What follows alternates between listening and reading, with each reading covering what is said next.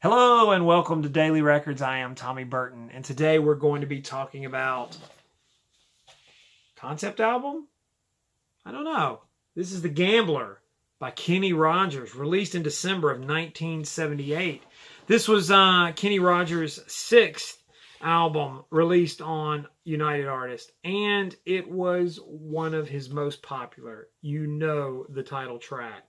It established Kenny Rogers as one of the biggest country acts in the 70s. And I would say country acts, but also pop, because he had a lot of crossover appeal.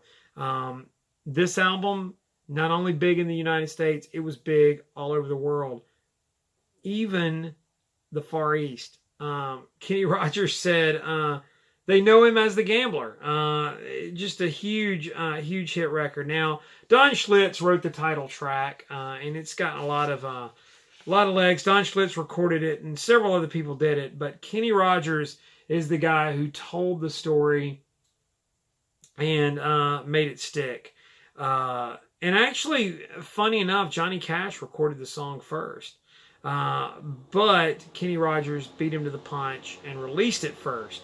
So, The Gambler, a big hit not only on country radio, but also a big hit on pop radio, and followed up by the ballad "She Believes in Me," which also was a big pop hit, and so it drove the popularity of this album.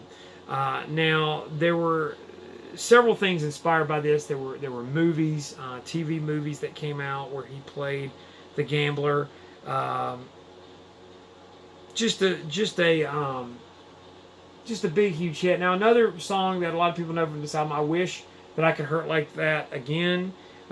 T. Graham Brown had a hit single, "I Wish I Could Hurt That Way Again." I don't know if I said that wrong, but T. Graham Brown had a hit with it later on, and it featured some Alex Harvey songs like "King of Oak Street," "Making Music for Money," and who could forget "Who Doin' of Miss Fanny DeBerry," all by Alex Harvey. Jim Ritchie, "Tennessee Bottle," Mickey Newberry contributed "San Francisco," Mabel Joy, and again the title track, "The Gambler," which Kenny Rogers well known for.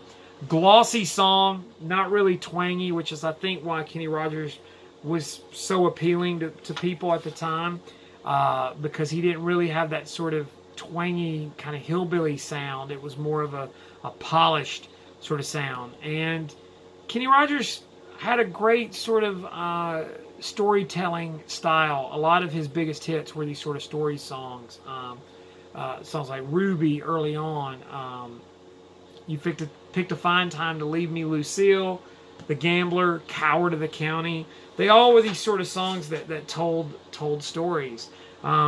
So, "The Gambler," today's daily record by Kenny Rogers. Like, comment, subscribe, share. Let me know what you think down below in the comments box. I love interacting with you guys. Follow me on Instagram and Twitter. In the meantime, I'll see you all again tomorrow with another daily record.